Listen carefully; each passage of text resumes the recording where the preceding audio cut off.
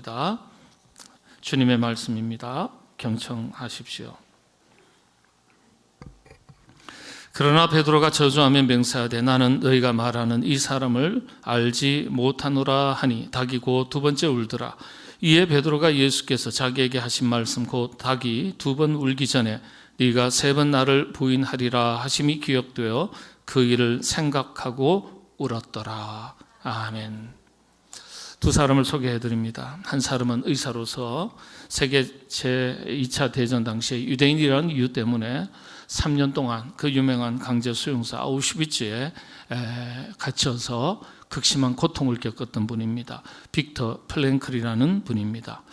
이분의 극한의 상황 속에서 죽음의 수많은 현장을 목격하면서 그때의 경험을 담아서 책을 펴내셨는데 한국에 번역이 되어 있습니다. 죽음의 수용소라는 제목입니다. 극도의 극한의 환경 속에서도 삶의 목적과 의미를 끝까지 붙잡고 있었던 사람들이요, 신기하게도 생명력이 더 강해서 살아남는 것을 보게 됩니다. 이때 자신의 경험을 적었습니다. 이후에 이런 경험을 바탕으로 새로운 심리 치료법을 개발하게 되었는데, 이분이 이제 정신과 의사거든요. 그래서 특별히 자살 예방 치료 중에 하나가 삶의 목적과 의미를 찾게 하는 훈련이 있습니다. 신기하게도 삶의 목적과 의미가 분명해질수록 자살률이 줄어든다는 사실을 이분이 의학적으로 밝혀냅니다. 이후에 이분이 인간의 자유와 책임을 주제로 삶의 목적과 의미를 강조하는 심리 치료법을 만들게 되었습니다. 이것은 정신과 치료법이라든지 심리 상담 치료에도 그대로 적용하고 있습니다. 이 치료법을 가리켜 의미 치료, 로고 테라피라 그래서 아주 의미 있는, 현장에서도 의미 있는 치료 기법으로 사용되고 있습니다. 참 큰 역할을 했죠. 다른 한 사람입니다. 근세 시대에 쇼펜하우라는 유명한 철학자가 있습니다. 1788년에 태어나서 1860년에 생을 마친 분입니다. 이 철학자가 추구했던 철학 사상을 가리켜 한마디로 특징 지어서 염세주의 철학이다, 그렇게 말합니다. 염세주의 철학의 대가라고 알려져 있습니다. 염세주의, 특별한 설명을 드리지 않아도 여러분 다 아시지 않겠습니까? 긍정적인 관점보다는 부정적인 관점으로 세상을 바라보는 그런 가치관, 세계관을 가지고 있습니다.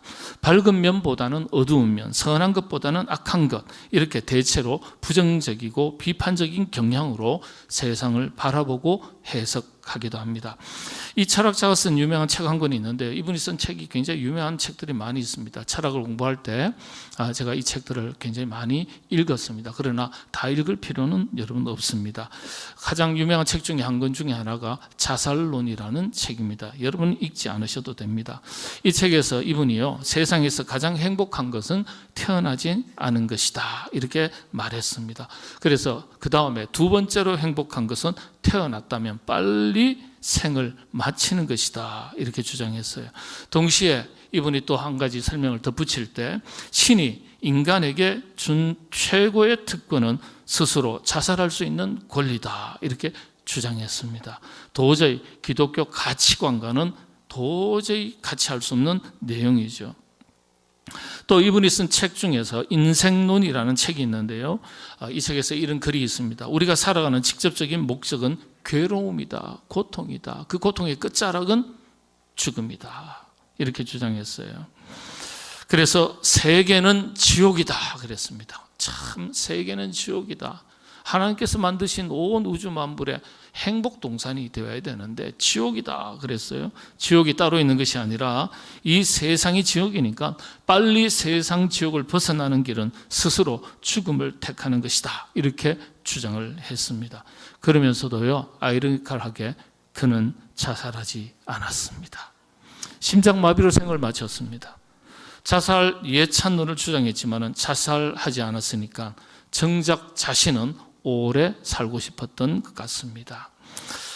자, 이 두 사람, 한 사람은 삶의 목적과 의미를 통해서 새로운 인생을 살 수 있다고 그렇게 말하고요, 다른 한 사람은 삶의 목적과 의미는 괴로움, 고통뿐이다, 이렇게 이야기했습니다.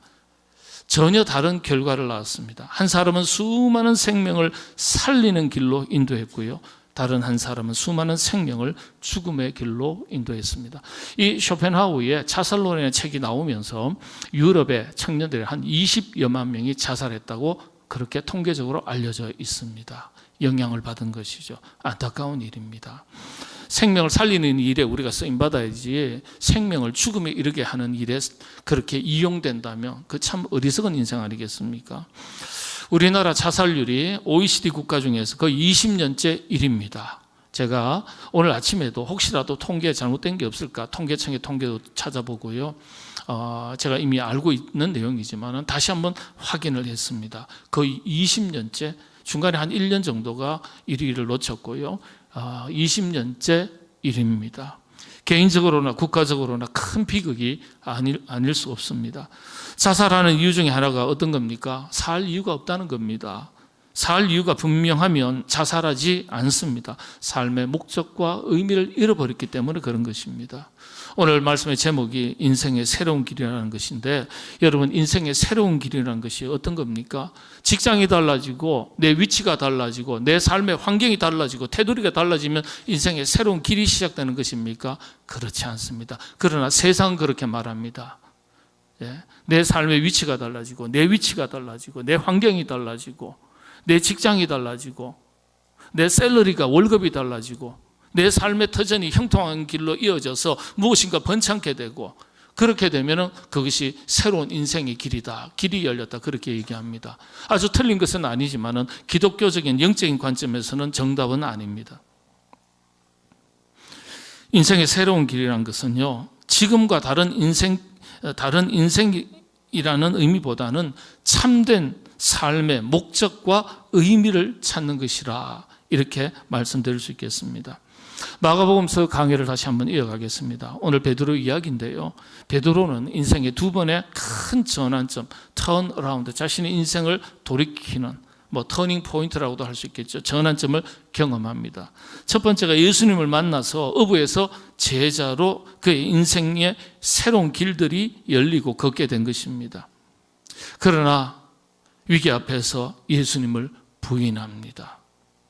그렇지만은 그 부인했던 것을 돌이켜 그 즉시 회개하고 회심하고 다시금 주님을 따르게 됩니다. 그것이 두 번째 사건이죠. 베드로의 첫 번째 이야기로 한번 돌아가 보겠습니다. 어부가 사도로 바뀌었다는 말이 어떤 의미입니까? 인생의 새로운 길을 걷게 된 것을 말합니다.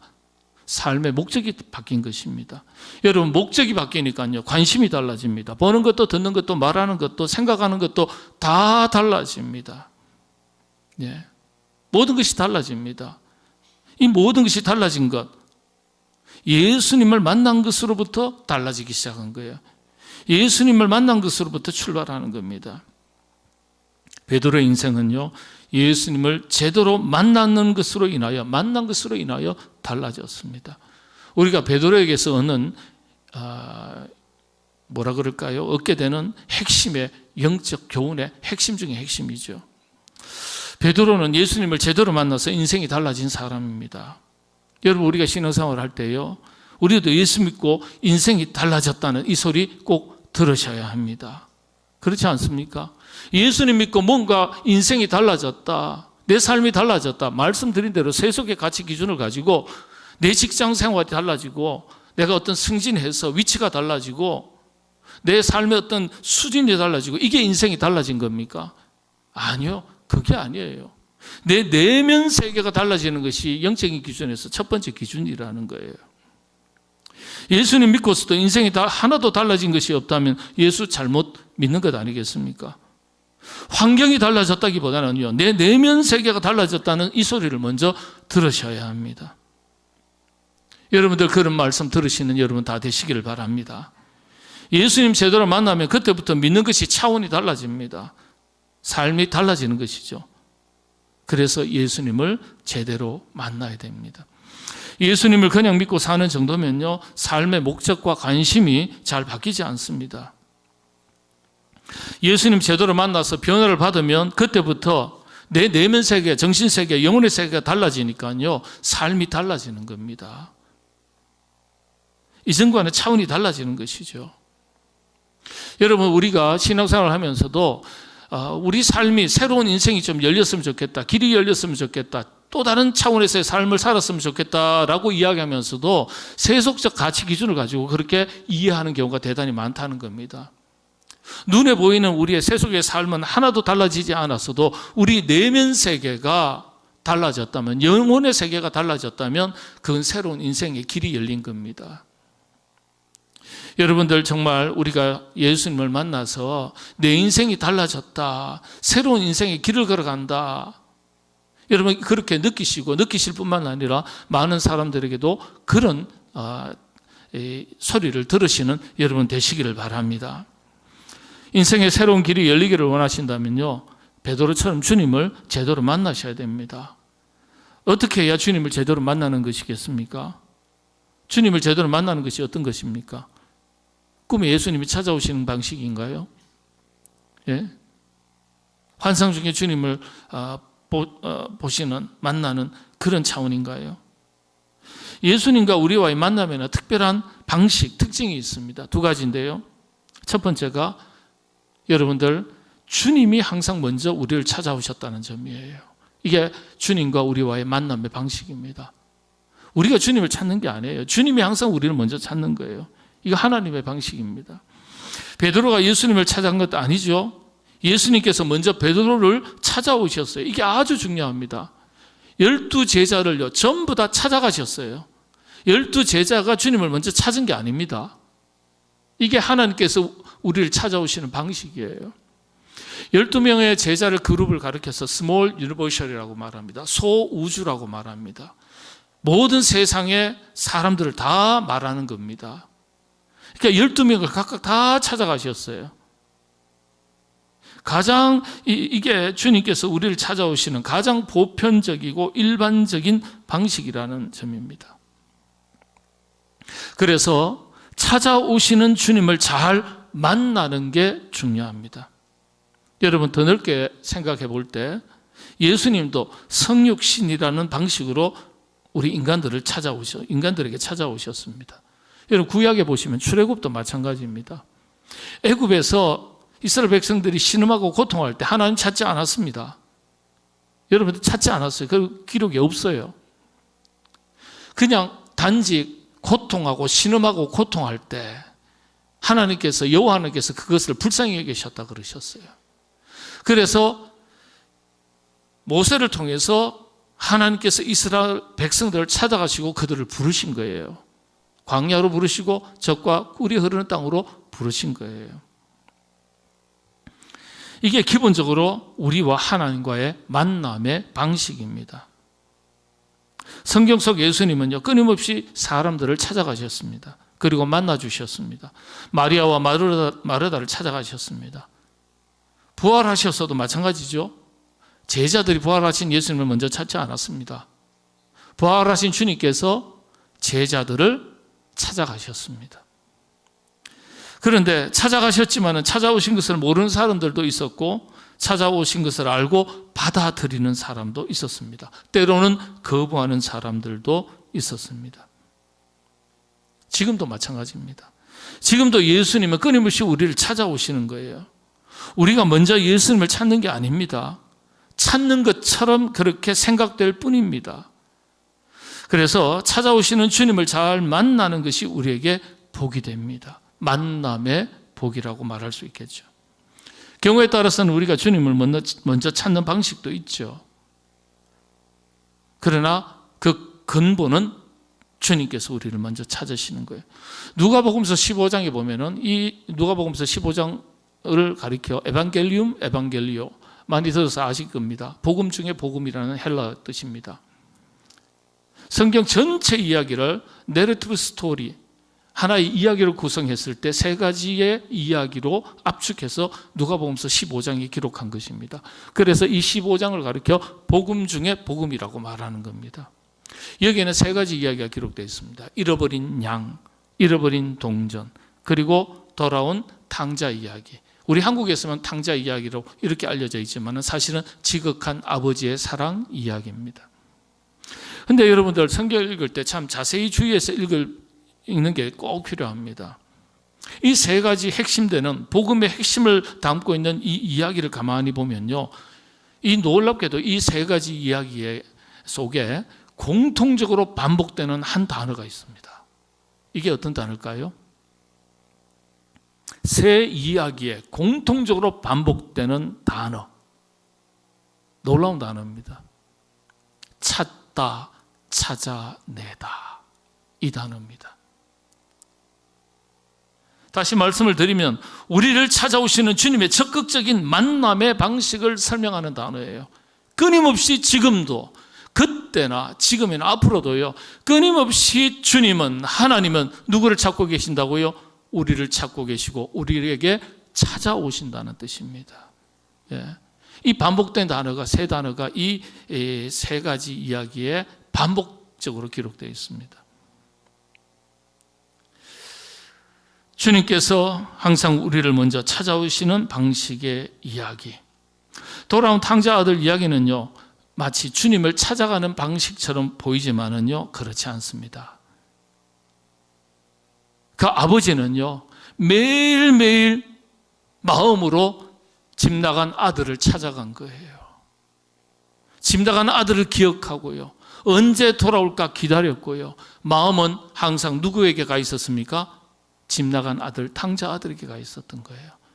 아들이 아버지를 찾아온 게 아닙니다. 이미 아들이 아버지를 찾아오기 이전에 아버지는 매일매일 같이 하루 종일 한시라도 쉬는 것 없이 집 나간 아들을 향해서 그 마음이 찾아간 겁니다. 예. 그래서 찾아오시는 주님, 하나님을 강조하는 얘기입니다. 중요한 것은요, 찾아오시든 아니면 우리가 찾아가든 중요한 것은 예수님을 제대로 만나는 것입니다. 제대로 만나야 우리의 내면 세계에 영적인 변화가 있는 거예요. 내면 세계에 영적인 변화가 있어야 우리의 인생이 달라지는 것 아닙니까? 우리는 내 삶에 무엇인가 삶의 환경이 달라져야 달라진 것이라고 생각하는데 그렇지 않습니다. 내 영혼의 세계가 새롭게 달라지지 않으면 우리의 인생이 달라진 것 아닙니다.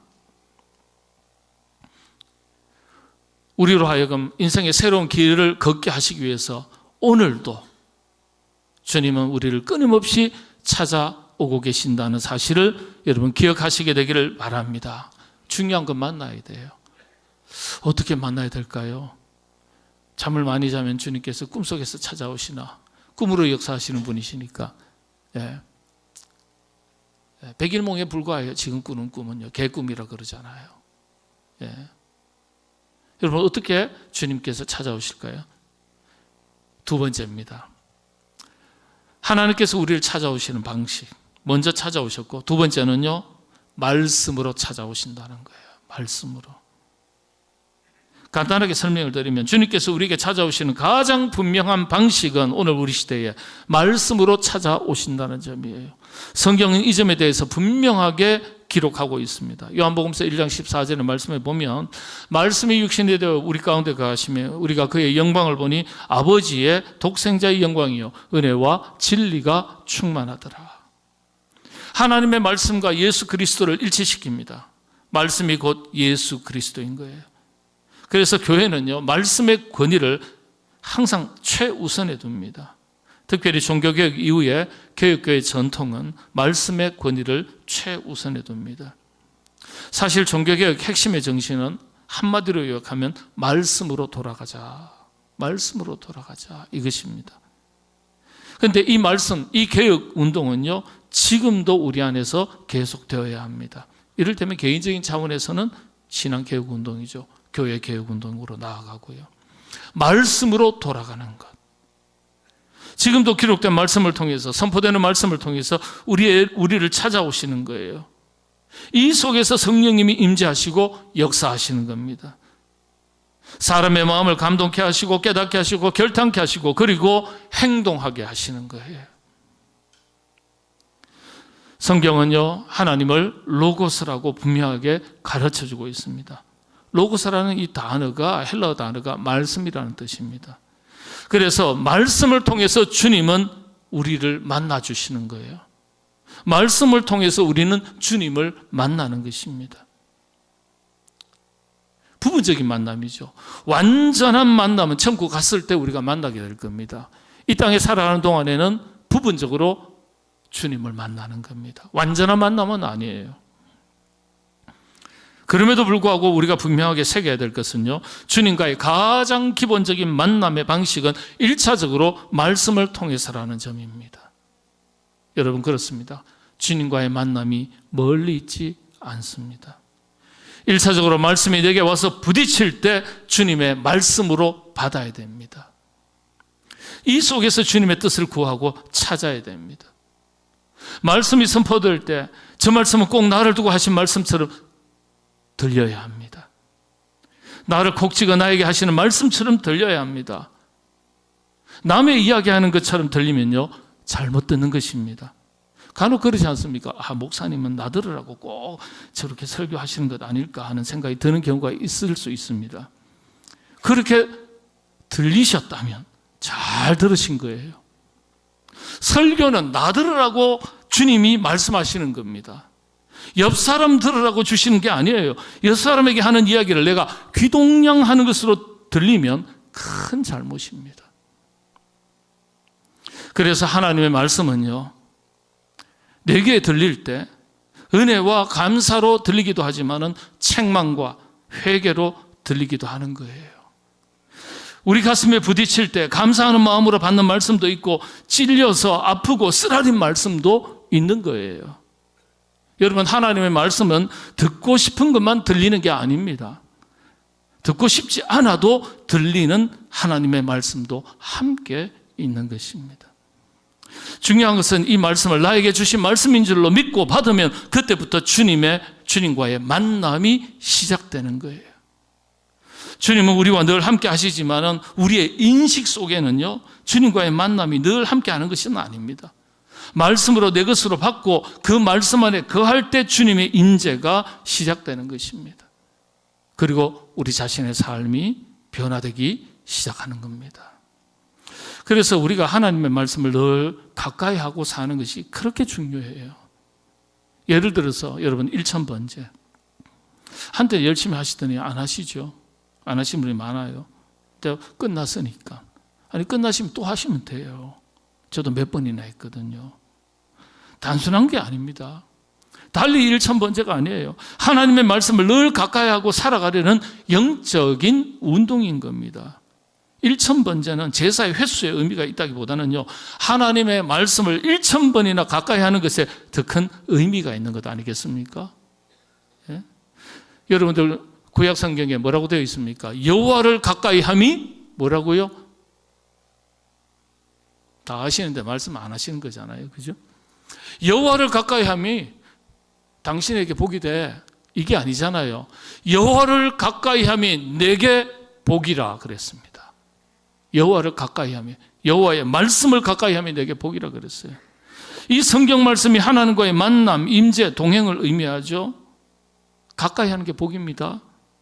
여러분, 사람도요, 1000번 만나면 적도 친구가 될 수 있습니다. 그렇지 않겠어요? 원수도 사랑하는 사이가 될지도 모릅니다.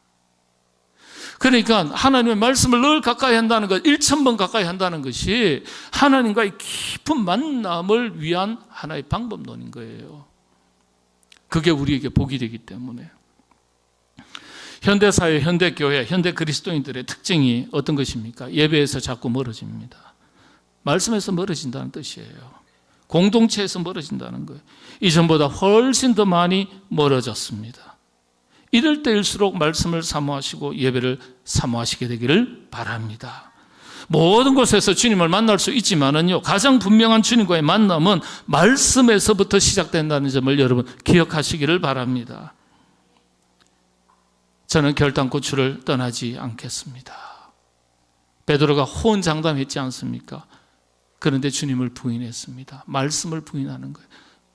주님을 떠난 거예요. 말씀을 떠난 거예요.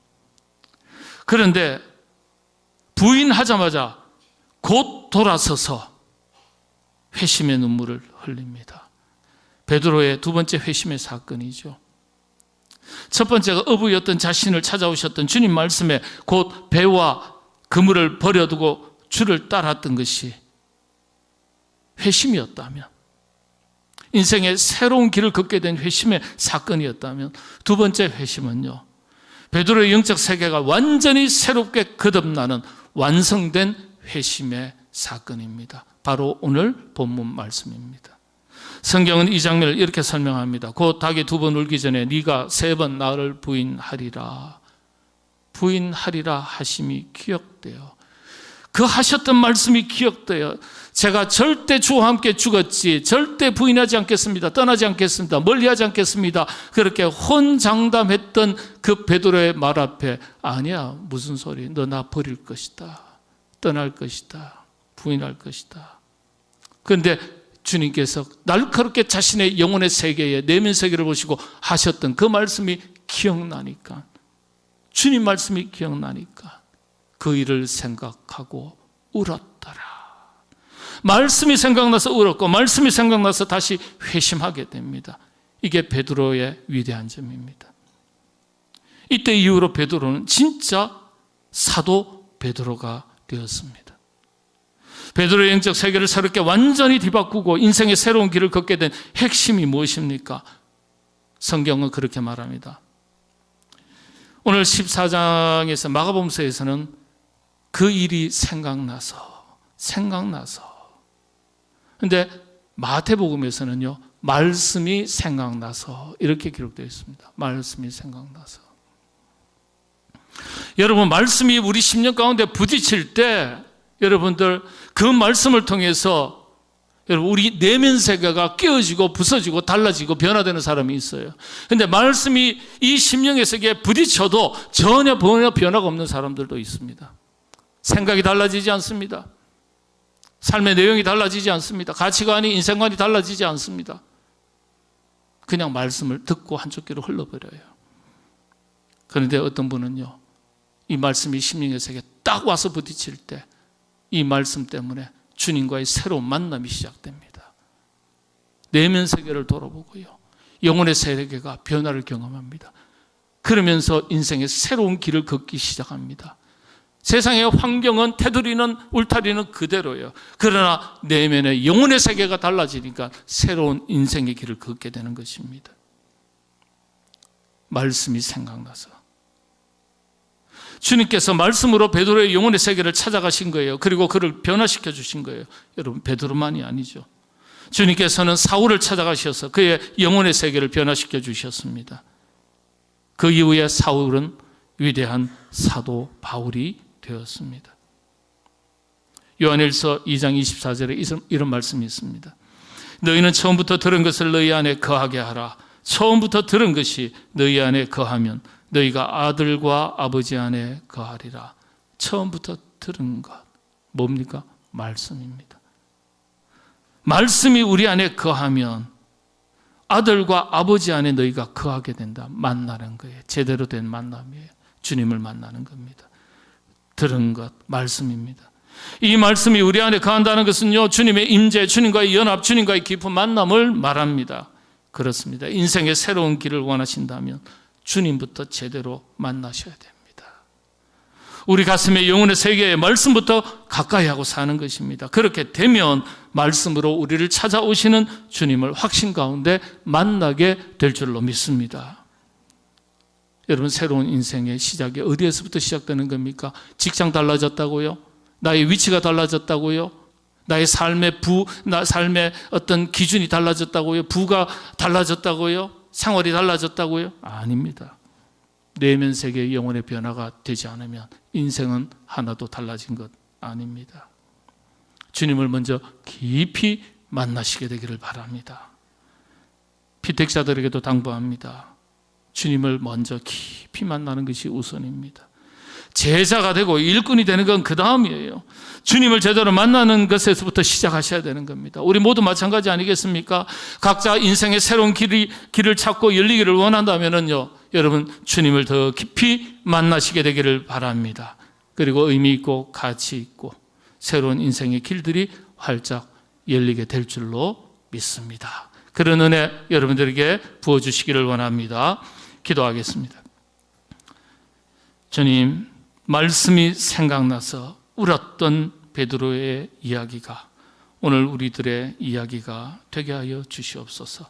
말씀을 멀리하고 말씀 앞에서 돌아서고 말씀을 거부하는 우리가 되지 않게 하시고, 말씀 앞에서 자신을 돌아보고 말씀에서 멀어졌던 자신을 회개하고 돌이키고 눈물 흘릴 때 우리 주님께서 베드로를 더 깊이 만나주시고 어부 베드로에서 사도 베드로로 완전히 그의 인생을 바꿔주시고 새로운 인생의 길을 걷게 하셨던 것처럼 우리도 그와 같은 영적인 새로운 길이 열리는 신앙생활을 할 수 있도록 인도하여 주시옵소서.